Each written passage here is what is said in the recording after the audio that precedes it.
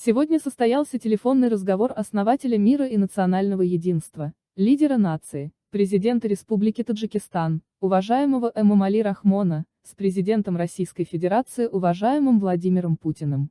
В ходе беседы главы двух государств обсудили комплекс вопросов двухстороннего сотрудничества в формате стратегического партнерства, в том числе в торгово-экономической, военно-технической и других сферах, ход подготовки к предстоящим саммитам ОДКБ и ШОС, а также актуальную проблематику региональной и международной повестки дня. В этом контексте особое внимание было уделено развитию ситуации в Афганистане. Отметив, что эскалация напряженности в этой стране может оказать негативное воздействие на общее состояние региональной безопасности, стороны высказались за дальнейшую координацию усилий на двусторонней и многосторонней основе по усилению охраны таджикско-афганской границы и всестороннему содействию мирному урегулированию афганской проблемы. В этой связи достигнуты договоренности о продолжении тесных контактов и взаимодействия между профильными министерствами и ведомствами двух стран по вопросам укрепления региональной стабильности.